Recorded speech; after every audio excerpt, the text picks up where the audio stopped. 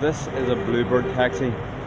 You'll see the Bluebird taxis all over Jakarta, and they're actually one of the ones that are regarded as being the most reliable in terms of, you know, if you use one of the guys at the airports, they may not be licensed, and you know, I've read stories of people who ended up being, you know, taken in back alleys and robbed, whereas Bluebird are regarded as I say, probably the most reliable.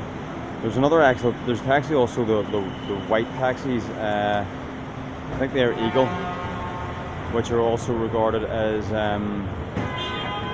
being very trustworthy. Now, having said that, my recommendation would be that the only taxi to use when you're in Jakarta is one of the Grab taxis, which is Grab is owned or bought Uber. So the thing is that when you download that app and you order a taxi, it'll tell you the price that it's going to be. Now, with the Bluebird taxis, virtually every single one of them, well, every one that I've hailed on my own has ripped me off by a couple of thousand rupiah, well, tens of thousands of rupiah, which really is only a few dollars at a time. But you know, what's the point in you losing money every time when you're being charged for something that is not warranted? So I'll tell you the stories of the Bluebird taxis shortly, but yeah, as I said, for me, the only thing you want to use is the Grab if you can get the app downloaded. I mean, one of the stories for the Bluebird taxis is that I was going from a part of Jakarta to a bar actually, in an area that was 1.6 kilometers from where I was staying.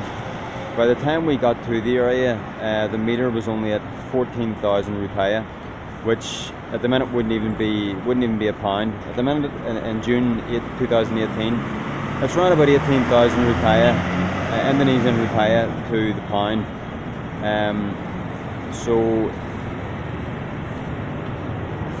Yeah, so it wouldn't even have been a pound at that point.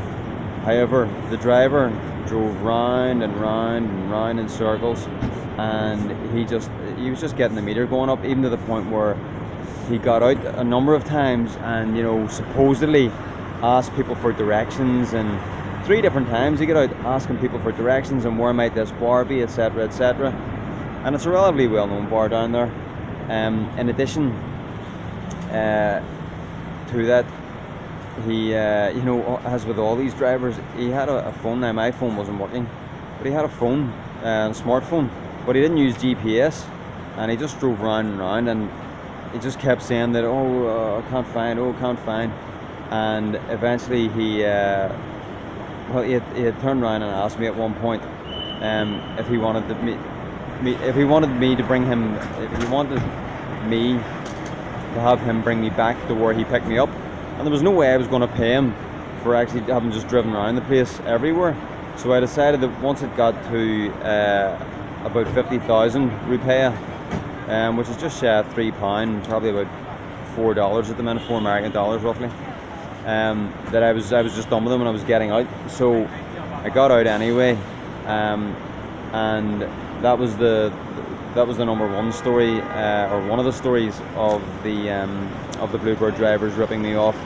I'll tell you about the other 2 in subsequent videos, but and I'll also tell you in subsequent videos about the only time that I think you can trust Bluebird taxis.